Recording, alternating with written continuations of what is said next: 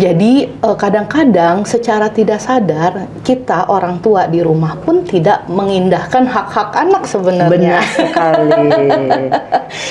Iya Saya kan? setuju. Jadi makanya yang kita betulkan itu sebenarnya pola asuh di rumah dulu. Nah, gimana tuh caranya? Beberapa cabang sih di Sumatera Barat. Nggak ada, Satu-satunya. cuman satu. Oke, berapa orang muridnya Kak Mia? Nggak banyak.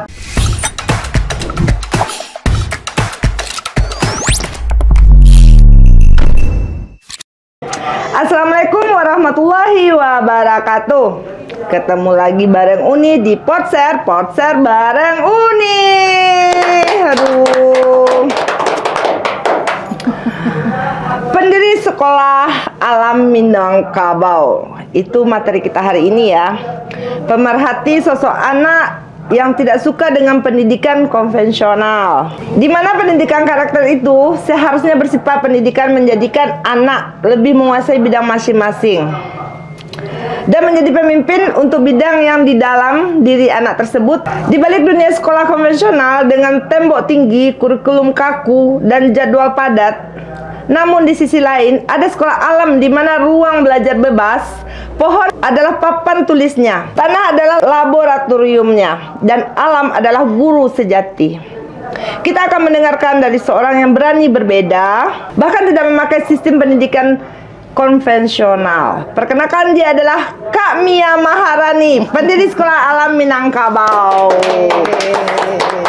Berarti banyak sekali intro saya dari tadi yang berlepotan karena ini memang berbeda ya Kak Mia ya. Kak Mia seorang pendiri Sekolah Alam Minangkabau. Itu gimana ceritanya sampai Kak Mia berpikir seperti itu bisa mendirikan sekolah di luar konvensional? Sebenarnya karena pengalaman yang tidak mengasihkan ya di masa sekolah. Oke. Karena punya pengalaman pindah-pindah, mencoba berbagai macam sekolah. Bukan karena pindah naik ya, karena pindah karena pindah sekolah ikut orang tua, gitu. Pindah kota, gitu. Pindah Itu juga. dari SD atau TK? Dari TK. Oh, dari TK udah pindah-pindah. Iya, udah pindah-pindah. Oke. Kalau dilihat di runut 2 TK, 6 SD, 3 SMP gitu. Jadi kayak 6 pindah TK. naik. 6 TK berapa SD? 2 TK, 6 SD. Wow. 3 SMP, 1 SMA. Jadi udah kayak pindah naik aja gitu. Iya, benar. Jadi berdasarkan pengalaman berarti ya. Berdasarkan pengalaman. Kenapa Mia, kita sebut Mia lah, tapi aku panggil Kak Mia aja ya. Kenapa Mia terfikir begitu dengan pengalaman itu Kak Mia mau membuat sekolah Alam Minangkabau? Kenapa namanya Alam Minangkabau begitu? Sebenarnya sekolah alam itu bukan aku yang gagas. Oke. Yang gagas itu namanya Bang Lendo. Oke. Bang Lendo Novo almarhum. Kebetulan nggak tahu ya, kayaknya kita udah ada skenario hidup ya yang ternyata diketemukan, suka dengan konsepnya karena sama kayaknya kalau ngelihat testimoni anak-anak itu kayaknya sama dengan apa yang saya rasakan di salah satu sekolah yang banyak tadi itu, gitu kan. Nah, jadi kenapa Minangkabau? Karena kita sekolah sekolah alam pionir di Sumatera Barat gitu. Jadi pengennya ada sekolah alam lain lagi, sekolah alam Padang, sekolah alam Bukit Tinggi. Which is sekarang udah ada sih sekolah alam Bukit Tinggi kan. Sekolah alam Bukit Tinggi sudah ada, sekolah ada Mas Raya sudah ada, si Junjung sudah ada. Gitu. Jadi per daerah tuh udah ada ya. Jadi beda sekolah alam Kak Mia ini dengan sekolah alam yang ada di Bukit Tinggi di sana. Ini kan sekolah alam Minangkabau nih. Dengan sekolah alam yang ada di daerah ini apa? Beda manajemennya ya, Oke. beda ownernya. Kita hanya sekolah alam itu konsepnya hanya berjejaring seluruh Indonesia gitu. Oh, berjejaring Aja, networking aja. Tapi kalau misalkan pengembangan dan lain sebagainya itu disesuaikan dengan value-value yang tergantung nilai-nilai daerahnya sendiri. In situ developmentnya. Jadi kayaknya aku mau ralat sedikit ya. Tadi kan katanya sekolah ini tidak menjunjung, tidak ikut dengan konvensional. Iya. Kita ikut secara sistem. Secara sistem ya? Secara sistem kita ikut. Hanya saja pada prakteknya kita banyak mengesampingkan hal-hal yang nggak penting yang diharuskan dari dinas. Gitu. Sebenarnya begini kami ya. Aku kan penasaran nih sama Kania. Anak aku sekarang sekolah di sekolah alam. Pindahan dari pesantren. Nah, tapi bayangan aku di awal aku mikir kan anak-anak yang di sekolah alam tuh kayak nyantai aja kan. Terus banyak ada yang kebutuhan yang berkebutuhan khusus. Dan kebetulan anakku kenapa masuk di sekolah alam? Anakku kemarin kan sakit. Sakit tuh menahun. Jadi nggak bisa sekolah konvensional. Jadi harusnya lebih sekolah yang lebih santai gitu. Tapi setelah dia sekolah di sekolah alam, perkembangan kesehatannya tuh lebih baik gitu, Kak Mia. Dan aku Prof kemarin sama tim, oke, saya mau ngomong sama nih Kak Mia, karena dia juga pendiri sekolah alam. Tapi kalau itu sekolah alam yang di Bukit Tinggi ini namanya tuh nggak Minangkabau gitu. Jadi bedanya sama Kak Mia tuh beda manajemen. Tapi tujuannya tuh sama. Kita punya pilar-pilar yang memang wajib ada di sekolah alam. Yang pertama itu akhlakul korimah. Jadi kita lebih fokus pada akhlaknya. Iya. Yang kedua itu falsafah ilmu pengetahuan, itulah yang pelajaran pengetahuan tadi, sama yang terakhir itu kepemimpinan. Kalau bagi banyak sekolah alam ada satu pilar lagi namanya bisnis. Ya. Tapi kalau buat kami di sekolah alam Minangkabau kami tetap pada 3, bisnis itu masuk kepada skill. Benar. Gitu. Jadi agak beda, tapi pilarnya sama kurang lebih. Iya, tapi membantu banget untuk anak berkebutuhan khusus ya, Kak Nia. Sebenarnya karena gini Kak, karena gini di sekolah alam itu disetting anak-anaknya itu memang sudah diberikan pengertian bahwa ada si A, si B yang berkebutuhan khusus, sehingga social control itu kontrol dari anak ABK itu dilakukan bersama-sama. Sehingga semua orang menerima gitu dengan kekurangan dan kelebihannya. Semua orang membantu gitu kan. Dan pada dasarnya kan kita sifat manusia itu kan meniru ya. Karena dia di lingkungan yang dalam tanda kutip normal gitu ya. Jadi dia meniru, makanya lebih cepat perkembangan ketimbang masuk di SLB. Benar. Tapi kebanyakan yang di sekolah alam ini banyak yang bermasalah atau gimana nih? Karena banyak orang pindah ke sekolah alam tuh orang yang bermasalah kalau menurut saya ya. Bermasalah dengan dia sakit, seperti anak saya, bermasalah di sekolah yang itu agak tertekan, atau kena bully, atau dia nggak bisa mencapai target. Maksud saya tuh lebih mengejar pelajaran dia, atau dia bagaimana? Apakah seperti itu anak-anak yang dibimbing di sekolah alam? Karena gini, kita itu karena memanusiakan manusia sih Uni. Benar. Ya, pertama itu. Yang kedua, kenapa pada akhirnya seolah-olah anak bermasalah yang masuk ke sekolah? Karena pada saat anaknya bermasalah, orang tuanya baru sadar. Iya. Tapi kalau misalkan nggak bermasalah, anaknya ya orang tuanya tetap akan menggenjot harus bisa nilai sekian, harus bisa nilai sekian gitu ya kan. Sebenarnya kita nggak boleh ya, nggak boleh karena gini, kalau kami menganut prinsip semua murid semua guru. Jadi anak itu bisa belajar sama siapa aja, kita pun orang dewasa bisa belajar pada anak itu. Jadi bukan seharus guru yang harus tahu segala-galanya setingkat di bawah Tuhan yang nggak bisa, pokoknya nggak boleh salah dan lain sebagainya. Enggak, guru juga manusia. Benar. Nah, makanya kita itu jauh lebih santai, lebih terbuka supaya anak-anak ini juga merasa dihargai, dan itu poinnya banget sebenarnya, merasa dihargai, kita menghargai proses gitu. Karena belajar itu kan, nilai itu kan hanya angka-angka. Benar. Gitu. Sekarang Uni misalkan anaknya dapat nilai 8 gitu matematika. Uni tahu nggak 8 itu dari mana? Dari tambah-tambah harian ya. Ya kan kita belum tahu, siapa tahu anaknya sebenarnya secara kemampuan kurang tapi dia absennya banyak. Benar, gitu rajin kan. ya. Dia rajin dan lain sebagainya. Jadi nilai itu nggak murni lah ya. murni gitu loh. Jadi ya gitulah intinya. Dan kita lebih ke psikologis anaknya sih sebenarnya. Psikologi ya. Jadi pengalaman saya dengan anak saya sekolah di sana tuh bikin saya tuh terkejut. Ternyata anak saya juga bisa berkembang di sana dengan dia penyakit. Terus saya lihat teman-teman dia ada yang berkebutuhan khusus dan juga ada yang memang standarnya tuh memang anak sekolah gitu. Jadi di sana itu saya lihat apapun sifat anak-anak, karakter anak-anak nampung di sana. Mereka ada outbound, mereka ada kegiatan apa tuh di SMP tuh udah apa tuh pakai PKL apa tuh namanya tuh magang. Jadi kayak lebih ke eksekusi dibanding apa ya kami ya dibanding planning atau cuma sekedar kita mengetahui di dalam pelajaran gitu. Jadi bedanya sih sebenarnya gini Uni, kalau di sekolah kita baliklah ke masa ini, kita refleksi lah ya Uni. Ketika kita sekolah dulu, kita belajar fisika, belajar kimia, matematika, gitu. Tapi kita nggak tahu apa gunanya di kehidupan sehari-hari.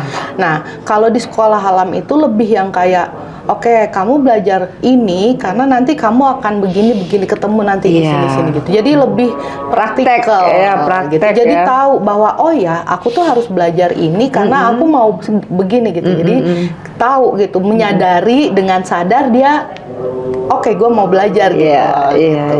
Jadi ya, kenapa bisa nampung semua anak? Jadi prinsipnya sebenarnya gini, kita itu yang kita itu memperjuangkan hak anak sebenarnya gitu ya. Jadi kadang-kadang secara tidak sadar kita orang tua di rumah pun tidak mengindahkan hak-hak anak sebenarnya. Benar sekali.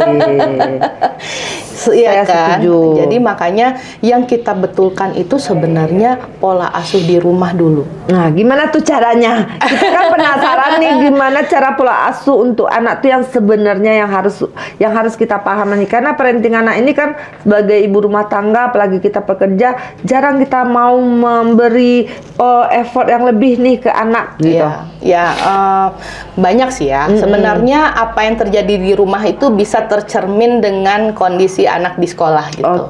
Jadi dari sana nanti kita wawancara apa segala macam. Kalau sekarang saya lagi menginisiasi sekolah orang tua di sekolah Alam Minangkabau.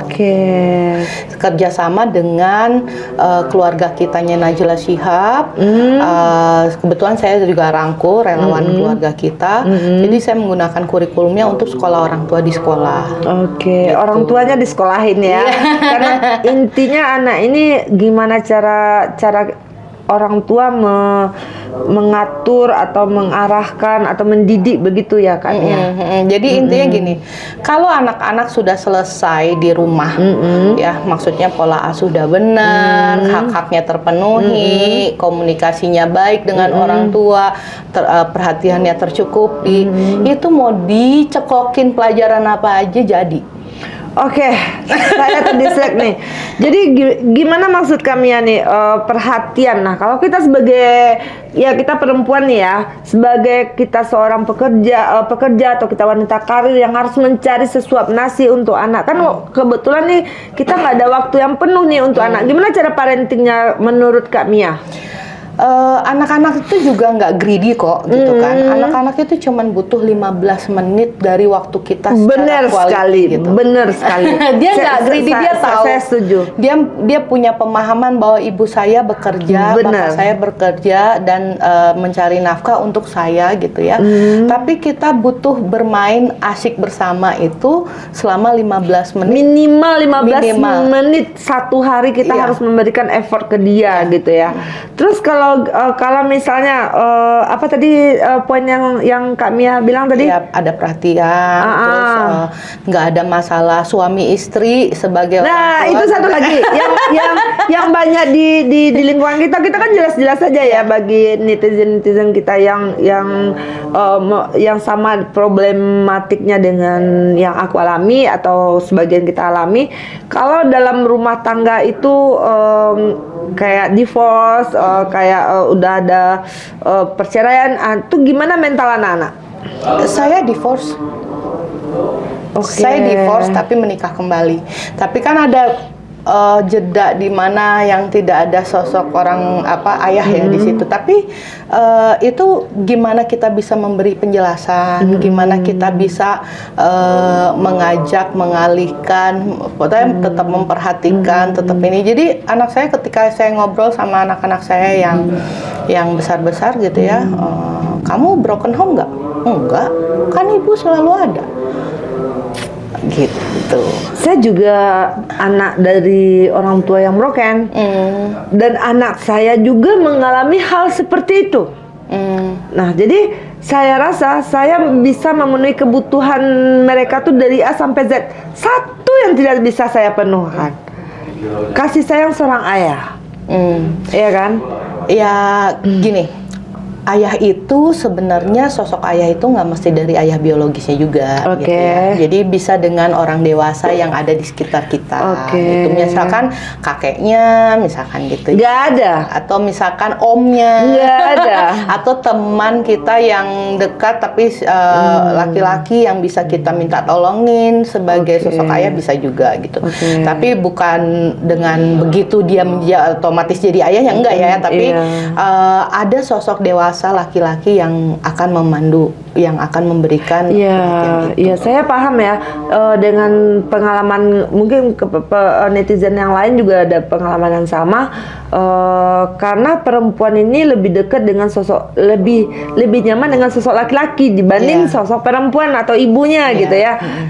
Dengan pengalaman saya yang dulu tidak punya sosok seorang ayah, kepedean diri itu kurang gitu. Kepedean itu lebih kurang. Tapi kalau dibantu kata Kak Mia tadi ada sosok om atau paman atau kakek gitu, mungkin akan mengisi walaupun itu tidak sempurna seperti itu ya Kak Mia ya. Tapi kita di sekolah alam tuh biasanya yang kadang-kadang kalau orang tua yang memang tidak mampu untuk kayak gitu untuk memberikan sosok itu, biasanya kita memberikan sosok ayah tuh di sekolah.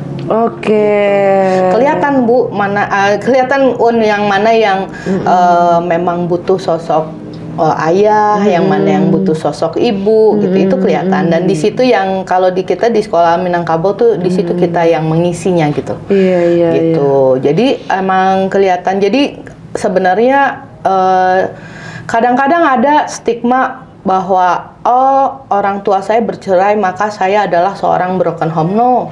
Broken home itu bisa terjadi pada pernikahan utuh. Benar. Jadi broken home itu definisinya sebenarnya adalah anak yang memang tidak mendapatkan hak-haknya di rumah. Benar. Gitu. Tapi kebanyakan laki-laki kayak gitu kan ya, nggak pernah mengasih effort penuh ke anak gitu. Kebanyakan yang saya lihat ya, tapi nggak semuanya ya. Jangan nanti dibully gue ya. Karena kebanyakan yang saya lihat di lingkungan yang saya tempati, karena perempuan atau seseorang anak perempuan itu memang butuh sosok laki-laki. Iya, tapi sebenarnya gini, Uni. Sebenarnya mantan suami Uni itu nggak salah, atau bukan mantan ayah ya, maksudnya mantan udah meninggal. Ya udah meninggal pula. Oke, berarti tidak ada orang tua yang salah. Karena tidak ada pembekalan namanya sekolah itu, yang sekolah kan semua sekolah tuh untuk anak. Benar. Bukan sekolah untuk orang tua. Kita itu dituntut setiap pulang lebaran misalnya kapan kawin gitu ya.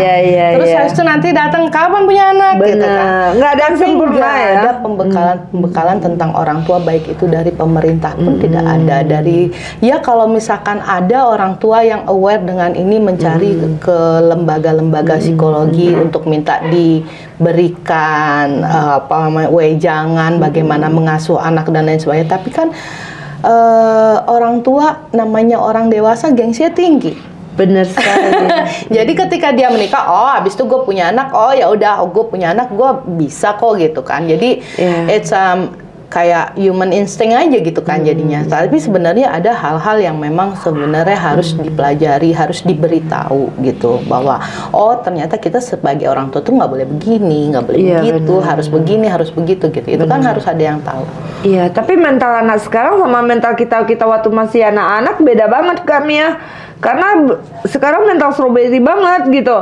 Kalau misalnya aku dididik dengan hal yang keras gitu kan, hidup ini keras coy, seperti itu kan. Tapi kalau anak-anak sekarang dia nggak bisa dikerasin kami ya, dia nggak mau tahu. Aku mikirnya kayak gini, waktu aku sedang di posisi sebagai anak. Jadi aku mikirnya aku nggak mau anakku begini loh gitu. Aku nggak mau anakku mengalami apa yang aku alami. Otomatis kan aku berjuang nih supaya anakku nggak mengalami seperti hal yang aku. Ternyata beda lagi nih ceritanya karena di perjalanan hidup kan ada generasi-generasi. Kalau kita generasi milenial, ada generasi Gen Z sekarang. Nah mentalnya strawberry banget. Ya sebenarnya kita juga nggak bisa nyalahin mereka sih ya. Bener. Karena memang zaman sudah berubah. Dulu mungkin kita hanya, zaman aku dulu cuman ada TVRI, terus habis itu radio, cuman ada radio. Orang udah pakai parabola di sebelah, kita nebeng di luar ngintip gitu kan. Sekarang kan semua ada di tangan. Bener. Gitu. Jadi semakin banyak informasi yang mereka dapatkan tanpa mereka memvalidasi, karena dia nggak tahu validasinya harus kemana gitu kan. Makanya disitulah butuh orang tua untuk melakukan pengawasan terhadap gadget gitu. Gadget, ya. Memang berat nih tugas seorang ibu. Ngomong-ngomong, kami ya berapa orang anaknya? 4. Itu udah yang paling besar udah umur berapa? Yang paling besar sudah kuliah di Jogja. Semester berapa? Udah tahun akhir ya, semester. Oh, udah besar ya. Berapa umurnya? 21. Oh, 21. Berarti kita hampir seumuran ya kan? Iya. Oke, yang paling kecil? Yang kedua kemarin baru dianterin kuliah juga di Malang, yang nomor 3 SMP kelas 1, sekarang sekolah di sekolah Alam Minangkabau, yang terakhir kelas 6. Oke. Nah, kita balik nih ke sekolah alam lagi. Ini sekolah Alam Minangkabau. Berapa cabang sih di Sumatera Barat? Nggak ada. Satu-satunya? Cuman 1. Oke. Berapa orang muridnya Kak Mia? Nggak banyak. Kita kan kemarin lagi ada krisis nih di antara 2018 sampai 2020 gitu kan. Jadi kita sekarang baru bisa bangkit lagi. Kita sekarang dalam proses renovasi, bongkar, bangun baru semuanya. Kemarin nggak bisa ngambil murid banyak-banyak karena nggak ada ruang kelas. Sekarang udah ada ruang kelasnya lagi. Murid totalnya sekitar 50-an ya. Terus fasilitatornya yang banyak, ada sekitar 15 orangan, 17 kali kalau nggak salah sekarang gitu. Tapi kita udah bertahan almost 20 years. Wow. 20 tahun. Lama kali ya. Lu luar biasa jadi perempuan kami ya. Itu lu dirikan dari nol? Iya. Dari nol? Ada support system? Ibumu? Gitu. Tapi sampai di saat ini 20 tahun luar biasa banget yang harus dikejar gitu. Kita nggak ngejar apa-apa sih sebenarnya. Kita emang fokus di ini kan, beda sama ya kayak kita dulu pertama kali berdiri tuh muridnya cuma 3 orang. 3 orang itu kan sebelumnya saya buka penitipan anak ya. 3 orang itu hanya satu dari penitipan anak yang nggak tahu lagi mau dititipin di mana anaknya. Anak saya sama 1 murid baru. Itu awalnya. Itu awal. Tapi karena kita sudah training, sudah apa segala macam gitu, akhirnya kita menarik 45 anak. Di sekitaran Ulak Karang itu kan banyak nelayan, banyak pemulung, buruh gitu ya, yang di pinggir-pinggir pantai itu. Dari situ ada 45 anak yang kita rekrut untuk sekolah. Dari kelas 1 sampai kelas 3? Sampai enggak, kita ini berkesinambungan mendirikannya. Jadi dimulai dari TK dan kelas 1. Terus tahun depannya buka kelas 2 buat tahun gitu. Sampai sekarang sudah SL, sekolah lanjutan. Oh, udah SMP ya? SMP, SMA. Gitu. Nah, sekarang ini apakah ada investor nih atau orang yang mau menyupport Kak Mia supaya bisa memberi manfaat untuk anak-anak yang lain? Ini pertanyaan Uni sudah saya dengar dari tahun 2007. Ya gimana? Apalagi pertanyaan saya yang karena kalau kita mendirikan sekolah ya Kak Mia ya, otomatis kita pertamanya tuh ada visi dan misi. Mungkin visi dan misi Kak Mia tuh yang seperti Kak Mia bilang tadi tuh lebih memberikan anak bidang yang mereka sukai ya kan. Tapi tidak kita pungkiri juga sekolah ini ajang bisnis juga Mbak Kak Mia. Tapi bukan itu visi misi pertama ya. Dan kalau sekolah nggak kuat kan bakalan runtuh karena kan setiap tahun tuh ada pengembangan. Pengembangan. Berarti dengan Kak Mia sekarang ini udah berjalan 20 tahun, berarti apakah ada visi misi ke depan untuk lebih besar atau lebih baik, dan ada nggak support system yang akan menyupport Kak Mia untuk di daerah Kak Mia sekolah alam Minangkabau ini begitu? Nggak ada ya. Andai kan ada, harus ikut terms and condition kita. Maksudnya? Gini. Ini nih sebenarnya sekolah Minangkabau ini adalah proyek idealis aku gitu. Proyek idealis dalam arti kata we run, tapi kita nggak profit oriented. Kita lari. Kita tidak profit oriented for personal ya. Tapi profit orientednya untuk pengembangan lanjutannya gitu. Nah, kalau kita bicara masalah bisnis, itu masalah cuan. Bener. Masalah BEP-nya kapan gitu ya kan? Enggak, kita nggak BEP. Cuma kan kalau kita lihat sekolah saat ini SDIT apa kayak pesantren, lu nggak tahu kan ya, cuan banget. Iya, emang sangat cuan. Cuan banget. Anak saya yang besar aja sekolah boarding school 10 juta sebulan. Iya, memang. Tapi memang luar biasa, masuk sekolah 150 juta, belum pertukaran pelajar ke Amerika sekian ratus juta. Gue bilang kalau gue yang punya, gue jadi orang kaya nih gitu. Maksudnya banyak hal-hal yang bisa bikin cuannya tuh di mana-mana. Apalagi pesantren nih. Kalau di pesantren gue juga banyak punya kenalan. Tapi visi misi mereka bukan cuan ya, tapi kan ini sekolah ini semakin cuan semakin berkembang. Seperti itu kan, relasi-relasi kan bisa dibangun, pertukaran pelajar atau pertukaran guru gitu kan. Jadi kan lebih effortnya tuh lebih ke sekolahnya begitu kan. Saya sih sebenarnya bukannya menutup diri. Kalau dulu saya menutup diri ya, karena saya belum apa-apa. Saya takut ditanyain kapan BEP, kapan nanti uang saya kapan balik, karena ini pendidikan ya, maksudnya once kamu menapakkan kaki kamu untuk profit yang besar, itu aku takut sih sebenarnya gitu aja sih sebenarnya gitu. Takutnya karena ya itu karena akan memberatkan orang tua, karena saya juga orang tua.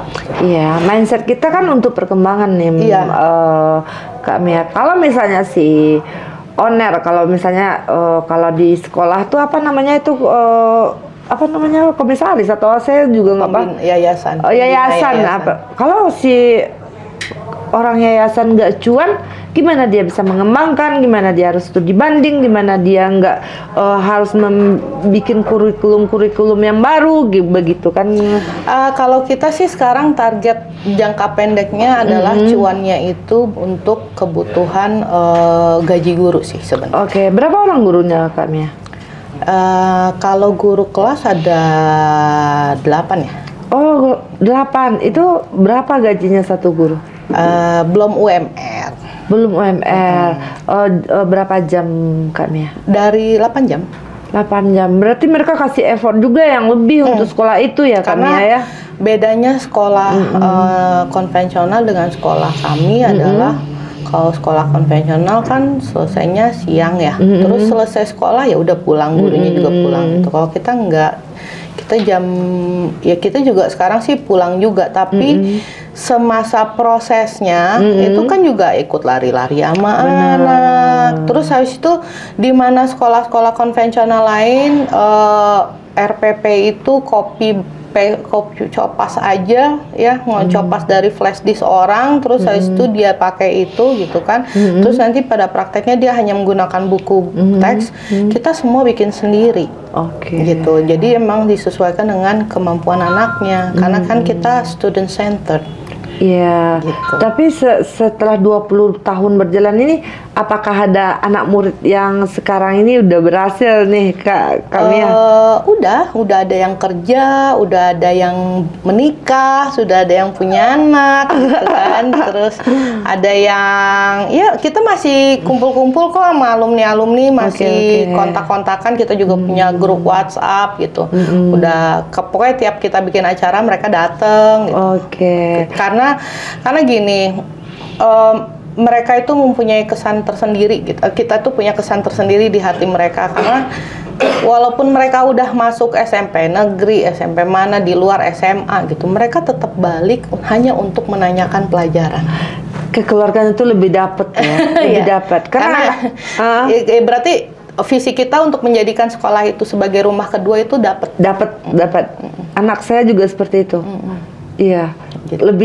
lebih dapat dia di sekolah tuh nyaman dia. Iya. Nggak mau dia libur. Kalau libur tuh kesal. Iya, karena ya karena gini, apalagi remaja ya, remaja itu ketika dia tidak tahu kemana harus bicara, kan nggak ada hal-hal yang dia nggak mungkin semuanya terbuka sama orang tuanya. Iya, benar. Ada hal-hal yang mau dia ceritakan dengan orang lain gitu ya.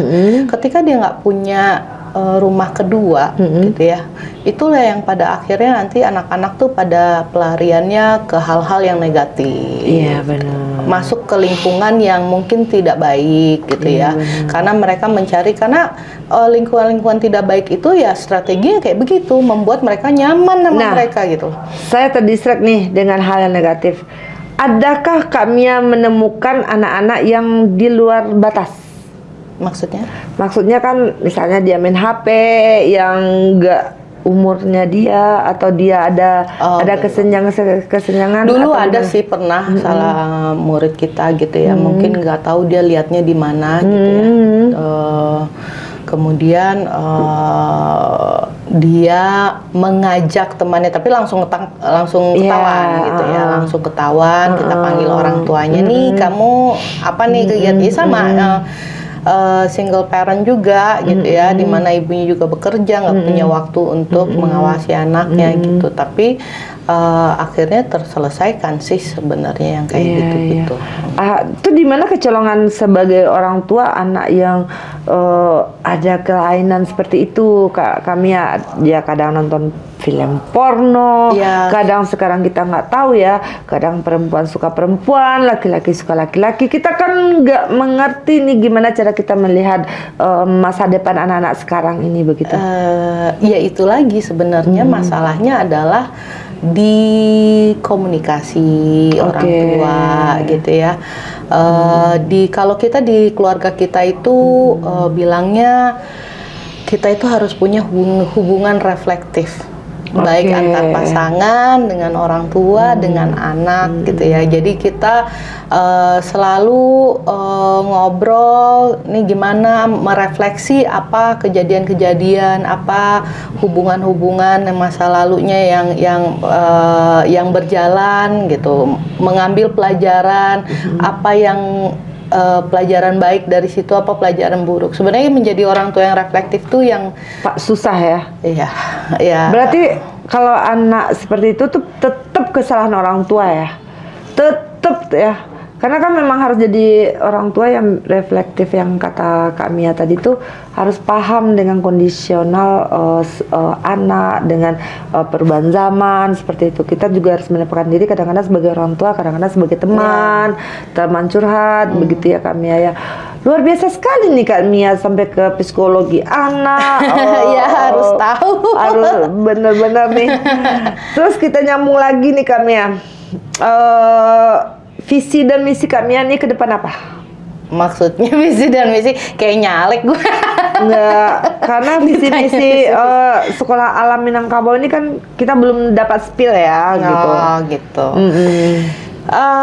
Visinya sih sebenarnya anak-anak ini dia bisa berkembang ya, bisa sukses, bisa memberikan manfaat untuk alam semesta, tapi tanpa meninggalkan budayanya sendiri gitu. Jadi visi utama kita sih sebenarnya sama kayak tujuan penciptaan manusia, kita itu harus jadi khilafah kan, harus bisa memberikan manfaat kepada alam semesta. Kita nih sebenarnya waktu baru lahir tuh udah ada kontrak gitu kan sebenarnya, tapi kan gimana caranya kita mencari tahu apa kontrak kita, jadi tugasnya apa di bumi, kan itu yang mesti gitu. Ini salah satu perempuan hebat nih. Jadi dengan visi dan misi Kak Mia di hidup dan di sekolah ini menjadikanlah hidup Kak Mia ini bermanfaat. Amin. Ya, bagi anak-anak, bagi anak-anak sekolah, terutama anak-anak Kak Mia ya. Dan kedua bagi anak-anak yang di sekolah alam Minangkabau. Apakah ada rencana untuk bikin cabang? Kalau ada yang tertarik sih, ayo aja. Aku sih sekarang masih ngasih kayak kemarin sebenarnya di sekolah Bukit Tinggi aku ngasih materi gitu, ngasih ngetren, mesti keliling ngetren, karena kita termasuk yang pionir kan, jadi masih banyak yang nanya-nanya. Ya nggak apa-apa, kalau saya sih prinsipnya selama saya masih bisa bermanfaat ya. Sok silahkan ya. Jadi juga yang tertarik jadi investor supaya sekolah alam ini bermanfaat juga bagi lingkungan kita di Sumatera Barat juga boleh ya Kak Mia ya? Boleh banget. Boleh. We can talk it out. Kita bisa bicara. Ngomong-ngomong Kak Mia umurnya berapa sih? Aku 45. Wow, beda tipis ini dengan gue. Berarti kita udah milenial banget ya kami. Aduh. Jadi cerita-cerita tentang sekolah, tentang anak ini menyentuh banget ke kalbu aku nih Kak Mia. Menurut Kak Mia gimana? Kak Mia berarti dengan Kak Mia menjadi wanita karir, menjadi seorang ibu, sekarang menjadi seorang istri juga ya? Ya. Berarti peran yang berat juga yang akan yang Kak Mia jalankan seperti itu ya. Dan peran anak pun masih kan? Oh, peran anak masih ya? Masih ada orang tua ya Kak Mia. Gimana cara Kak Mia membagi waktu untuk semua peran yang penting itu? Nggak tahu ya gimana ya. Iya, karena kan bagi semua netizen ini kan kebanyakan seperti itu Kak Mia. Seorang ibu, seorang wanita karir, seorang istri, seorang anak. Itu kan untuk membagi waktu aja 15 menit aja kita kadang-kadang nggak bisa. Nah ini kan poinnya, kita harus kasih anak itu waktu untuk berkomunikasi, untuk memberikan kenyamanan ya, begitu ya kami ya. Itu yang lebih kurang, mungkin dosa aku di sana lah ya. Mungkin lebih banyak memberikan me time, apa namanya tuh kan Mia? Waktu yang berkualitas. Oke, waktu yang berkualitas coy gitu. Oke.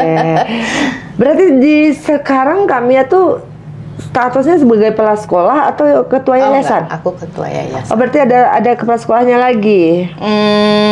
Secara kedinasan ada. Secara kedinasan ada. Secara kita di internal masih, aku lagi turun gunung lagi.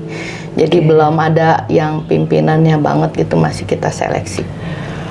Nih, pesan kami ya bagi seorang perempuan di luar sana yang punya anak, yang punya karir, dan gimana cara mendidik anak supaya tercapai nih visi dan misi Kak Mia di sekolah alam.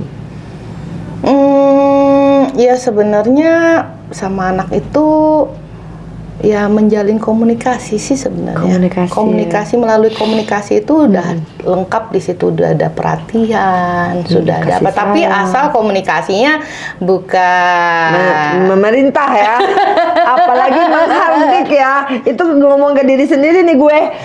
Menjadi orang tua yang reflektif lah. Intinya kalau reflektif tuh otomatis komunikasi juga jalan di situ. Jadi menanyakan gimana harinya, apa yang ini, pokoknya refleksi.